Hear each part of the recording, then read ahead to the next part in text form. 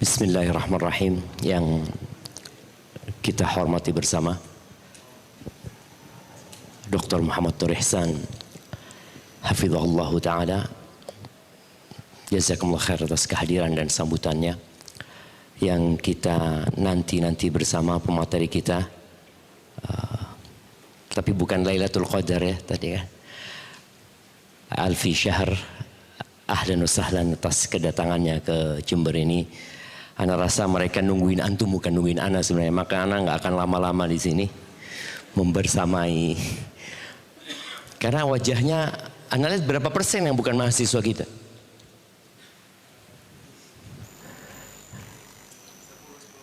Hanya 10%. Kok ditambah sama antum? Tadi 10%. Ini ada khilaf di antara panitia ini. Hah? 19% mungkin. Iya 19% ya. Iya, saya ucapkan buat semuanya Assalamualaikum warahmatullahi wabarakatuh. Alhamdulillah alladzi bi ni'matihi tatimmu shalihat. Segala puji bagi Allah Jalla Jalaluh yang karena nikmatnya kebaikan menjadi sempurna. Kita bersyukur kepada Allah walaupun seminar ini tidak sesuai dengan ekspektasi rijal dakwah. Sahih? Coba kasihkan mic kepada panitia, mau tanya sama mereka.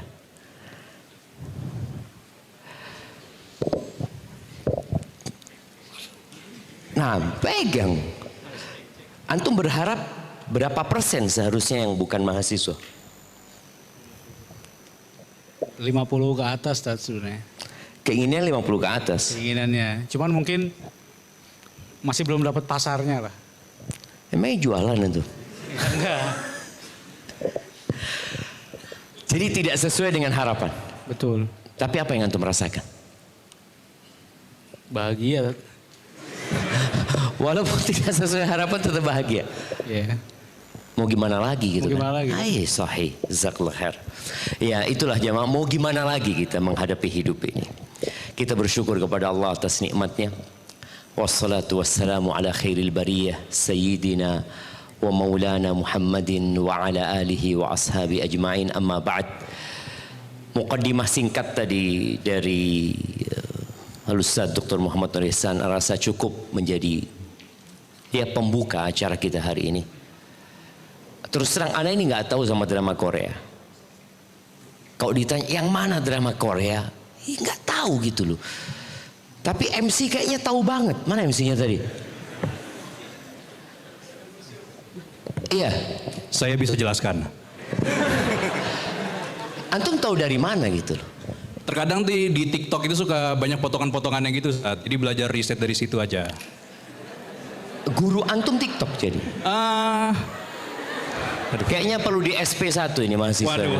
Nah. Iya, jadi yang kita bicarakan bukan drama Korea.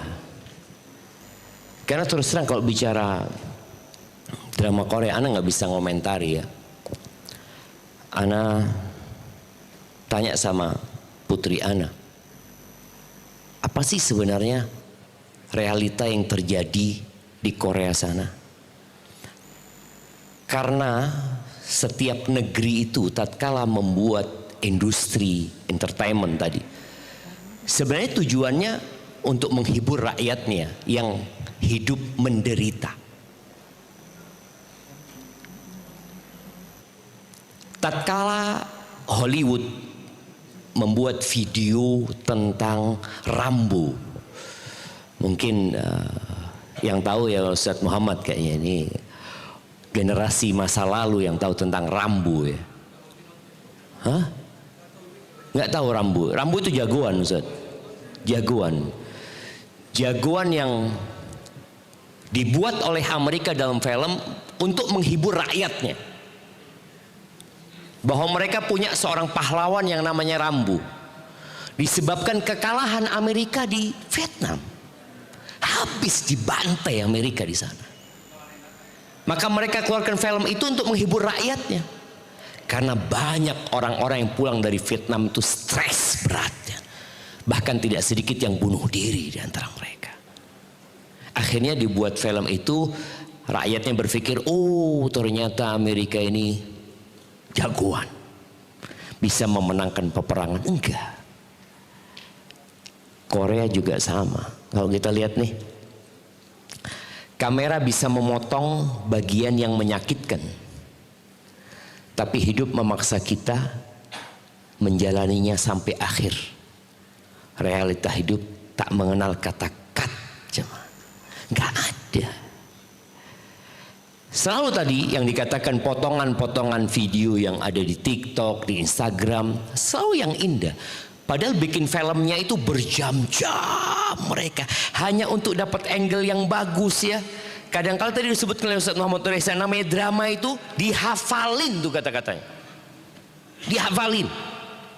Dihafal, dicoba, mimik wajahnya harus sesuai dengan yang dikatakan. Sampai bagus baru diberikan kepada antum. Kayaknya Anda nggak mau cerita tentang Korea karena Anda nggak tahu tentang Korea. Tapi ternyata Anda minta tim untuk mencari tahu tentang Korea. Tingkat pernikahan di sana semakin menurun. Yang menikah pun nggak mau punya anak.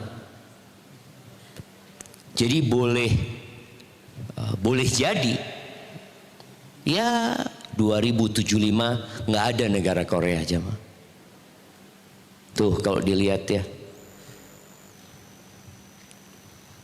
Tapi ditutup aja ini jemaah. Ana mau ngobrol sama anak-anak yang berharap hidupnya indah.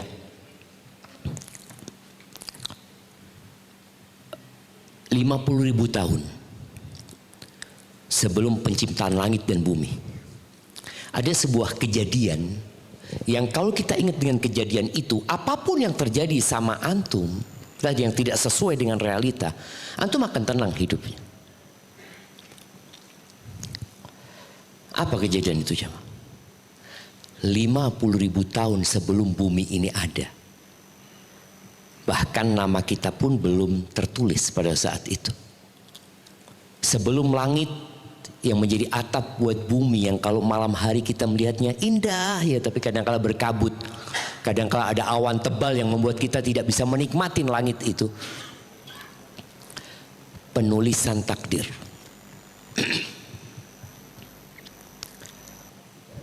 Takdir Ana udah ditulis. Hari ini Ana duduk di sini. Takdir Ana ditulis, Ana bertemu dengan Dr. Muhammad Nur Ihsan, dengan Alvin Syahrin. Yang mungkin Alvin ini nggak pernah dalam mimpinya datang ke Jember. Dan tidak pula dia berharap mungkin untuk diundang oleh mahasiswa STDI. Tapi karena sudah ditulis, dia hadir. Dan dia duduk di depan Ana sini. Setelah acara ini, kira-kira apa yang akan terjadi sama kita? Kita nggak tahu, tapi kita punya rencana. Ana punya rencana, Ana nggak akan sampai akhir acara, Ana akan ke kampus, ada tamu yang harus ditemuin. Itu keinginan. Tapi boleh jadi takdir Ana duduk di sini sampai selesai. Maka buat teman-teman yang sudah belajar agama, Ana rasa itulah bekal hidup. Rukun iman itu ada 6. Antu'mina billahi wa malaikatihi wa kutubihi wa rusulihi wal yaumil akhir wa tu'mina bil qadari, ini khairihi wa syarrihi. Engkau beriman dengan takdir yang baik dan yang buruk gitu loh. Karena sebagian kita kalau mendapatkan takdir yang indah, dia berpikir, oh ini karena usahaku. Aku nggak salah pilih istri. Dia berkata seperti itu. Aku ini lewat HSI Sakinah. Jadi insya Allah nggak salah. Tahu-tahu 2 tahun cerai. Kenapa? Kayaknya HSI Sakinah kurang benar. Loh, kok bisa HSI Sakinah kurang benar? Yang kemarin kau puji-puji, ternyata engkau harus bercerai dengan pasangan hidupmu. Maka kita lihat tadi, beriman dengan takdir yang baik dan yang buruk. Semua lahir di muka bumi ini dengan garis takdir yang sudah ditetapkan. Orang tua berusaha untuk mengarahkan anaknya. Nak, kuliah di STDI ya. Antum suka kuliah di STDI? Sebagian enggak. Hanya ngikutin keinginan orang tua. Sebagian mungkin ingin kuliahnya di Medina. Dan sejak dia daftar ini hanya batu loncatan. Dan rata-rata waktunya sisa berapa? Hah? 2 menit? Oh 20 menit. Masya Allah. Soalnya ngangkat itu gak ada tulisan 20 menit itu.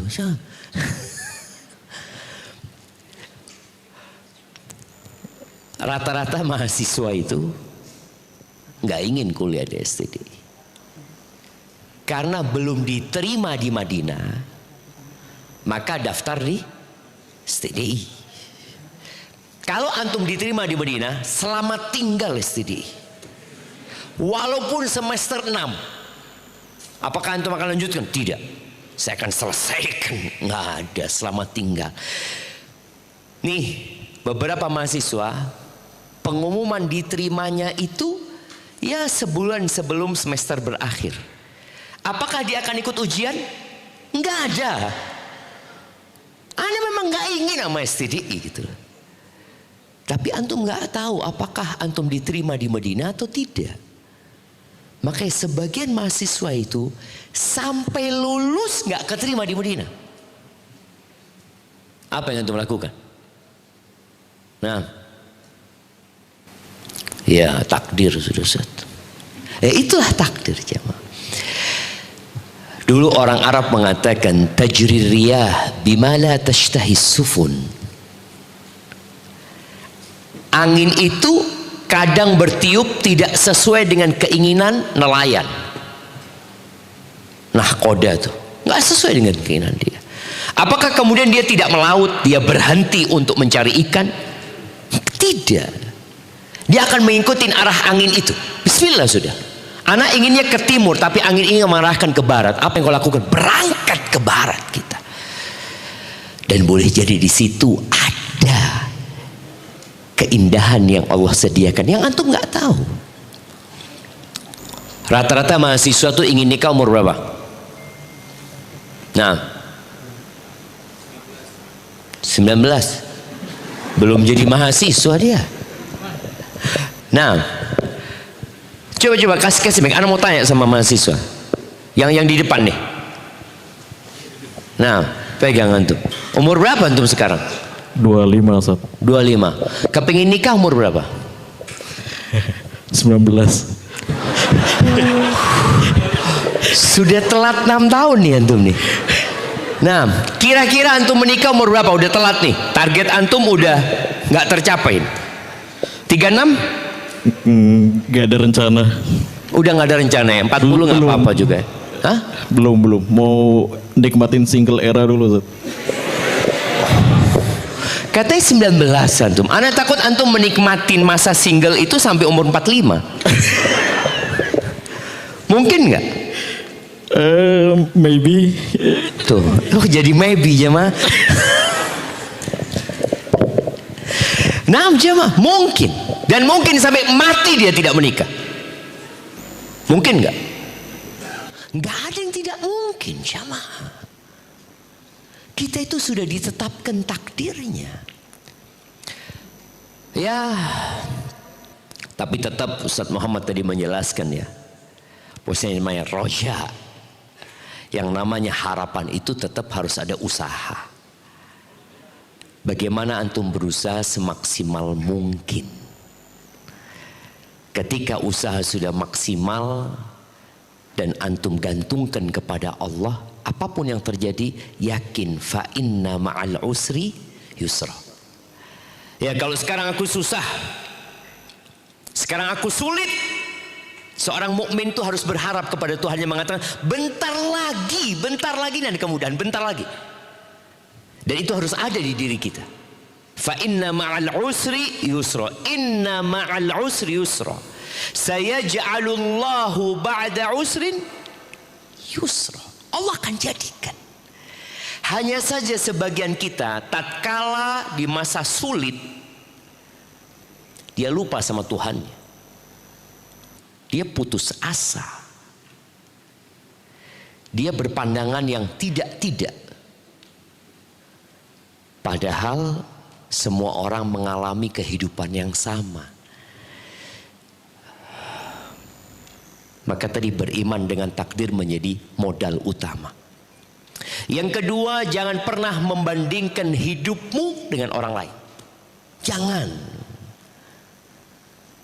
Jangan bandingkan rambutmu dengan rambut kawanmu. Kita kadang-kala melihat rambut kawan kita, ya Allah, indah banget rambut dia, rambutku enggak. Maka antum akan hidup menderita. Walaupun yang antum dapatkan, yang antum ingin sudah antum dapatkan. Karena antum punya prinsip, anak akan menjadi orang lain. Aku ingin menjadi seperti fulan. Makanya jangan tonton drama Korea. Jangan. Kalau lewat ketika engkau buka media sosial, jangan diberhentikan. Lewatin saja. Tapi kalau lewat kajian Ustadz Muhammad Nur Ihsan, berhenti. Kira-kira antum lakukan itu? Tidak. Kalau Ustadz Nur Ihsan lewat, malah antum skip.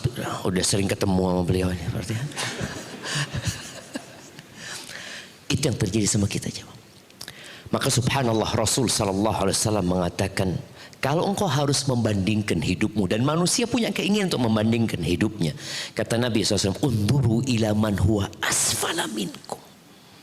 Lihatlah kepada yang di bawahmu. Mesti ada orang yang lebih susah dari engkau. Wala tanduru ila man huwa fawqakum. Jangan pernah melihat kepada yang di atas. Kenapa? Fahuwa ajdaru an la tazdaru ni'matallah alaikum. Itu akan membuatmu tidak meremehkan nikmat yang Allah berikan kepadamu. Anak ingat, anak punya kakek ketika haji. Kakek anak tidak putih, tapi ketika haji dia kumpul sama orang-orang kulit hitam. Dia taruh tangannya, dia, ya Allah, putih ternyata aku, ya Allah, kata dia. Dia melihat kepada yang di bawahnya. Tapi yang terjadi sama kita tidak. Iklan-iklan di televisi, iklan-iklan apa buat harim-harim ini, skincare, selalu ditampakkan yang bening-bening dan dibandingkan di sana kulit sebelum pakai dan setelah pakai. Padahal itu hanya permainan. Ya tadi drama aja dia seperti itu. Dan boleh jadi yang sedang mengiklankan skincare itu nggak pernah pakai skincare itu. Banyak penipuan dalam kehidupan ini. Maka tadi kalau engkau harus membandingkan, bandingkan dengan yang di bawahmu dalam urusan dunia ini. Yang ketiga,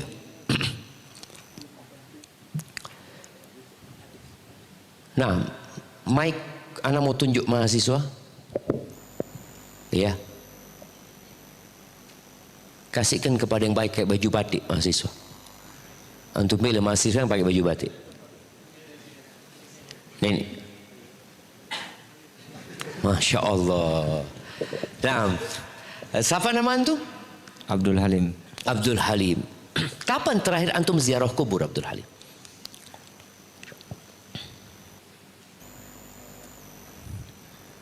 Setahun yang lalu. Subhanallah. Kenapa? Soalnya nggak ada yang perlu diziarahi. Bid'ah apa ziarah kubur itu? Kenapa Abdul Halim? jarang pulang ke kampung. Oh, jadi antum ziarah kubur kalau di kampung aja? Di sini banyak kuburan, nggak kelihatan antum? Hah?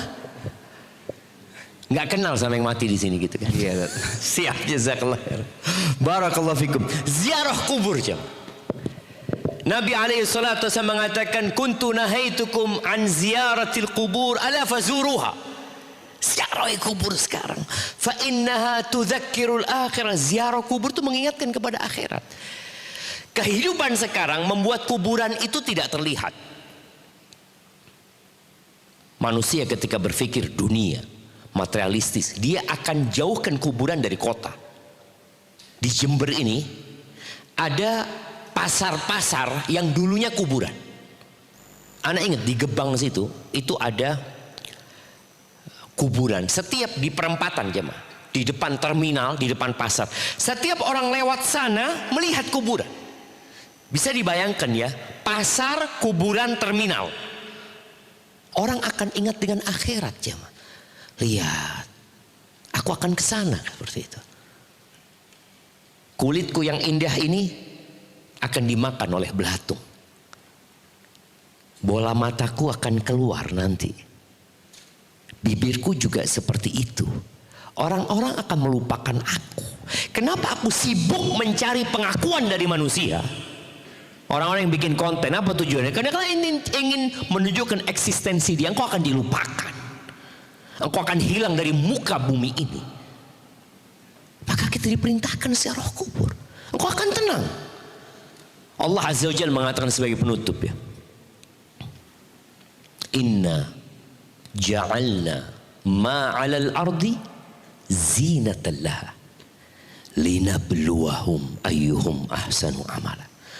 Kata Allah, kami menjadikan semua yang ada di muka bumi ini zinatan laha, perhiasan indah, enak dilihat.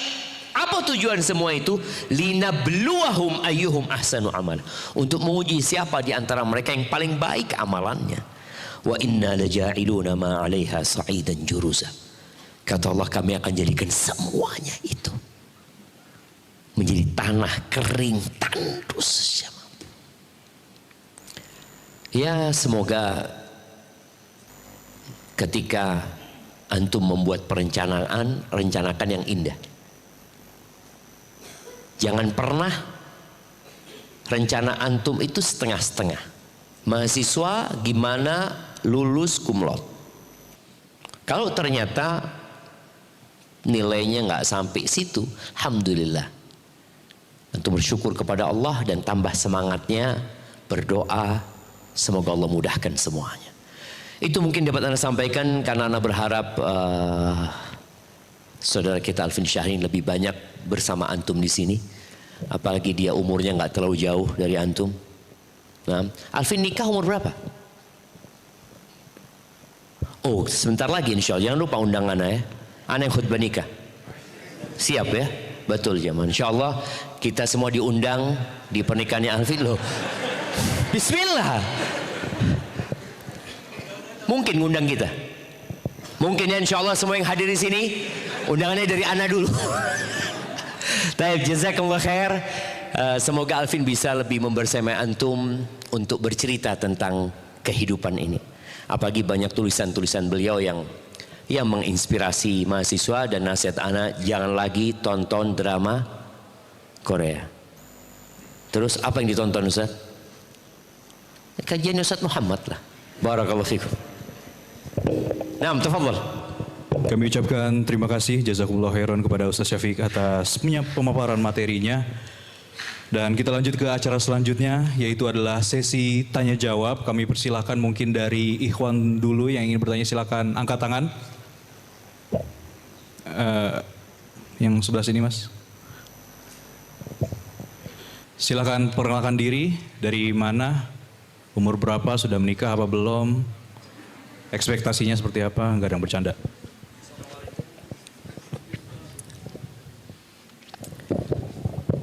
Assalamualaikum warahmatullahi wabarakatuh. Waalaikumsalam warahmatullahi wabarakatuh. Izin memperkenalkan diri, saya Kevin Zidani Nugroho, mahasiswa semester 6 Hukum Keluarga Islam. Masya Allah, belum keterima di Madinah? Belum Ustaz. Belum, insya Allah, moga Allah mudahkan gitu. Amin. Izin bertanya Ustaz. Nah, Sebagaimana dalam nas-nas syar'i bahwa menikah akan memudahkan rezeki, meskipun sebelumnya orang tersebut fakir. Seperti pada firman Allah SWT dalam Quran surat An-Nur ayat 32. Iyakunu fuqara'a yuknihumullahu min fadlih. barakallahu fikum. Namun Menurut laporan statistik Indonesia yang saya lansir dari Databox, ada sebanyak 516.344 perceraian terjadi di Indonesia pada tahun 2022. Dan di antara banyak penyebabnya, penyebab ekonomi menduduki nomor 2 penyebab perceraian terbanyak, yakni sebanyak 110.932 kasus atau setara 24,75%. Lantas mengapa? Apabila menikah memudahkan rezeki, namun banyak perceraian yang disebabkan oleh ekonomi. Bagaimana memahami dan mengamalkan firman Allah pada Quran Surat An-Nur ayat 32 tersebut? Jazakumullahu khairan. Kayaknya Anda harus berdiri jawab ini jemaah. Taib. Kalau bicara firman Allah, maka kita yakin kebenarannya. Jaminan dari Allah berkaitan dengan kemudahan rizki yang diberikan itu bersyarat. Kadangkala kita itu lupa dengan syarat dan ketentuan. Betapa sering orang mendapatkan bonus, dia datang tuh mengklaim saya dapat bonus, kata. Siap Bapak duduk, kata dia. Setelah dia duduk, Bapak dapat bonus insya Allah 20 juta. Iya. Syaratnya baca syaratnya Bapak. Iya. Belum menikah. Oh iya ya. Dia tidak membaca bahwasanya syaratnya belum menikah, tapi dia mengklaim aku berhak mendapatkan hal itu. Apabila benar orang itu ingin dicukupin sama Allah Azza wa Jalla, dia perlu niat.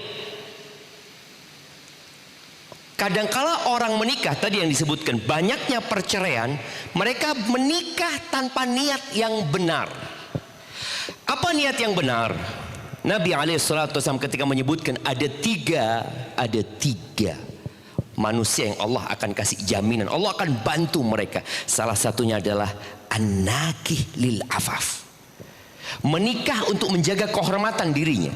Jadi dia datang melamar. Banyak orang yang menikah setelah berzina, dia menikah. Setelah pacaran bertahun-tahun dia menikah. Kemudian dia berpikir kalau dia menikah dengan fulana dia akan hidup penuh dengan kebahagiaan. Ternyata enggak. Suamiku penghasilannya sedikit, istriku juga tidak membantu, ribut bercerai. Tapi ketika seorang menikah untuk menjaga kehormatan dirinya, berarti dia tahu dia menikah dalam rangka mendekatkan diri kepada Allah Azza wa Jalla. Jadi itu masalahnya. Kemudian kalau bicara masalah ekonomi, jemaah, seperti apa sih harapan orang-orang ketika menikah? Nah, coba kasihkan mic ke Kevin lagi. Balikin lagi ke dia tuh mic-nya.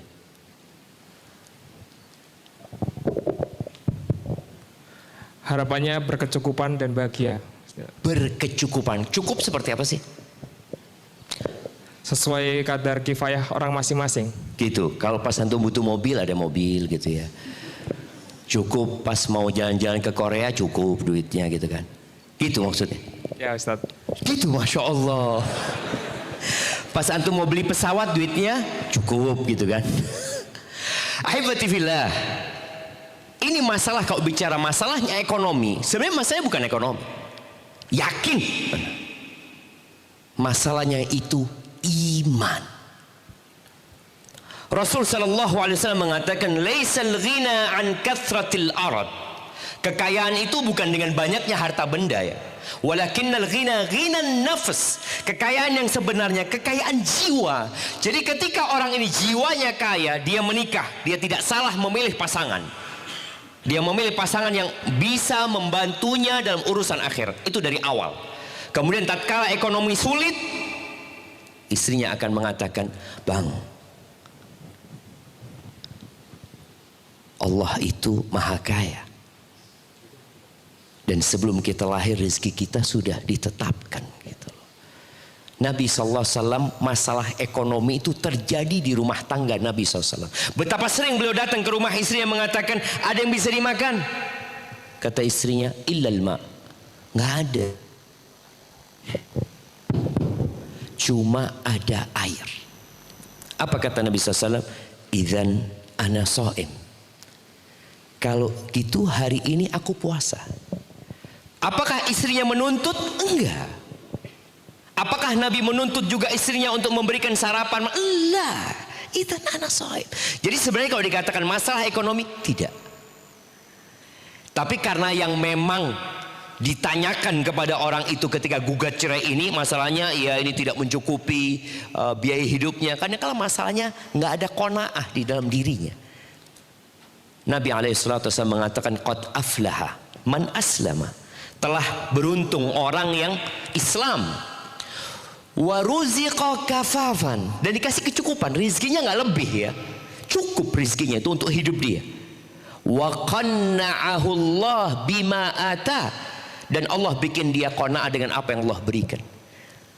Tapi kebanyakan kalau kita lihat ya, yang cerai-cerai ngelihat temennya sudah punya mobil, temennya udah punya rumah, ini suaminya tetap kayak gini, akhirnya mereka bercerai. Berapa banyak saudara-saudara kita yang kerja di Korea Selatan, kerja sebagai tenaga kerja asing yang ada di sana, yang mungkin kerjaannya sebenarnya tidak terlalu mengenakkan demi masalah ekonomi, demi penampilan kadangkala.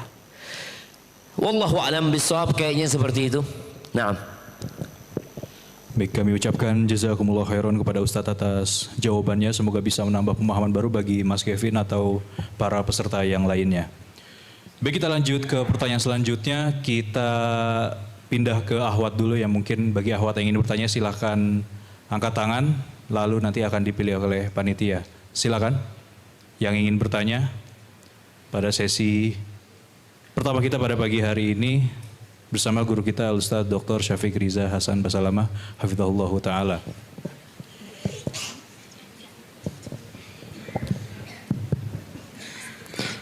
Baik Ustadz, ini ada titipan pertanyaan dari salah satu peserta. Bismillah, assalamualaikum. Afan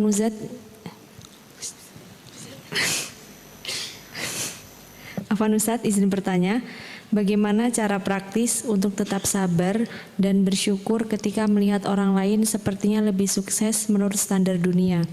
Dan apakah ada tips dari Rasulullah Sallallahu Alaihi Wasallam untuk menerima kenyataan pahit tanpa kehilangan semangat beribadah?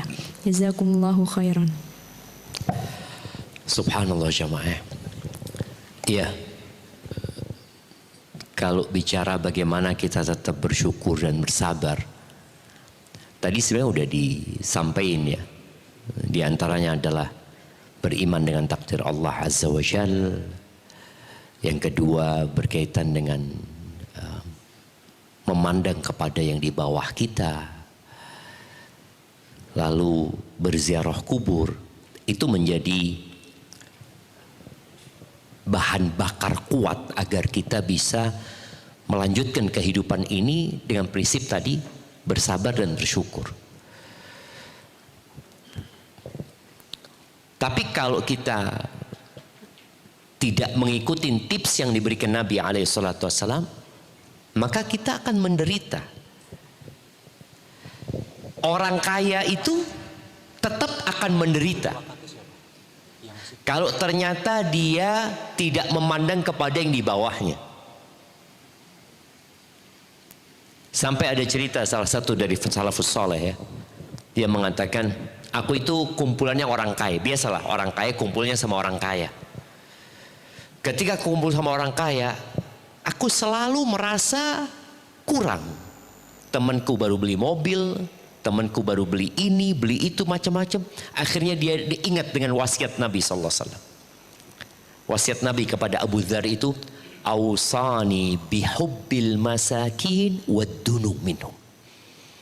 Aku dikasih wasiat agar aku cinta kepada orang-orang miskin dan duduk sama mereka, dekat sama mereka. Akhirnya kata orang ini, ketika aku duduk sama fakir miskin, wallah aku sangat bersyukur kepada Allah Azza wa Jalla. Maka rubah kumpulanmu. Ketika kumpulannya perempuan-perempuan yang hanya memamerkan kekayaan, yang ketika datang dia bawa tasnya, ketika tanya dia tunjukkan gelangnya. Kan ada orang yang bicara selalu yang dia lihat, oh baru beli ya. Berapa harganya? Maka hindarin itu. Engkau akan bersyukur. Kumpullah sama orang-orang miskin. Dan ana merasakan sendiri dalam rumah tangga ana. Dulu jemaah, ada satu mahasiswa. Ya banyak mahasiswa yang susah hidupnya. Ada satu mahasiswa. Ana pesan sama istri ana, tolong datang ke rumahnya. Dia datang ke rumah. Setelah datang dia laporan, bang. Subhanallah bang. Itu punya uang hanya sisa 2.000 rupiah. Dan gak tahu yang mau dimakan hari itu. Sudah berkeluarga mahasiswa. Kemudian di rumahnya bang, ya Allah kayak kandang ayam rumahnya bang. Ketika orang seperti ini, maksudnya dia datang ke tempat orang-orang susah, engkau akan bersyukur kepada Allah. Kemudian jangan masuk pasar kecuali ada perlunya. Pasar itu tempat yang paling dibenci sama Allah Azza wa Jalla. Ketika ada perlunya silahkan. Dulu generasi Ustadz Muhammad, Ana ya, kita ke pasar, ada orang-orang ke pasar itu tujuannya bukan belanja. Tapi apa? Cuci mata. Dulu gitu istilahnya. Ngapain? Jalan-jalan lama. Cuci mata. Mereka mungkin cuci mata ngelihat yang haram-haram atau ngelihat yang halal. Ngelihat barang-barang yang dijual ini dan itu. Sekarang pasarnya ada di tangan kita. Jangan pernah masuk ke Shopee, ke Tokped, apalagi marketplace yang ada. Jangan pernah masuk ke sana kecuali engkau punya niat mau beli sesuatu. Aku mau beli sandal. Udah, tulis sandal. Benar cuma. Kalau enggak kita diteriak-teriakin video ini ada yang live ini kayaknya murah ini bagus kayaknya. Jangan. Insya Allah dengan cara seperti itu akan bersyukur. Anak punya anak karena dia suka ikan. Kadang-kadang dia ngomong sama bapak, bah pinjem bah. Dia kelas 3 SD. Mau ngapain? Mau lihat-lihat aja. Terus ya mungkin masukin keranjang nanti bah kata dia. Awalnya mau lihat-lihat, dia suka ikan, akhirnya dia mau beli ikan. Enggak, jangan Yusuf. Yang ada ini dilihat. Ikan yang di akuarium itu, ini yang dilihat. Jadi subhanallah, ketika orang itu melihat kepada yang tidak dia miliki, maka dia akan kehilangan yang dia miliki. Ana ulangin. Ketika seorang melihat kepada sesuatu yang tidak dia miliki, maka dia akan kehilangan apa yang dia miliki. Dia sudah punya motor, tapi tatkala dia melihat kepada motor orang lain, hilang motor dia ini, nggak ada. Pakaian sama, handphone pun sama, hilang, nggak ada harganya handphone ini. Maka tolong yang ada jadikan sebagai bahan kebahagiaanmu, tanpa memandang kepada yang lainnya. Jadi seperti itu. Pertanyaan kedua apa?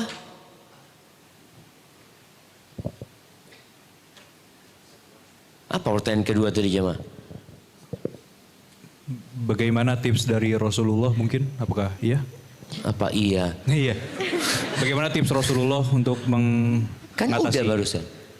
Berarti itu aja.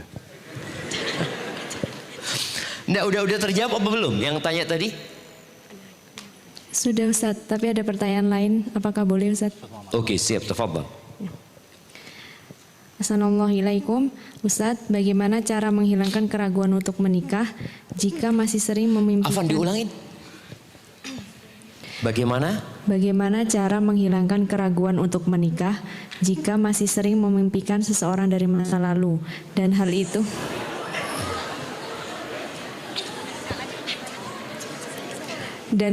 membuat saya takut untuk melangkah, dan bagaimana sebaiknya menyikapi hal seperti ini?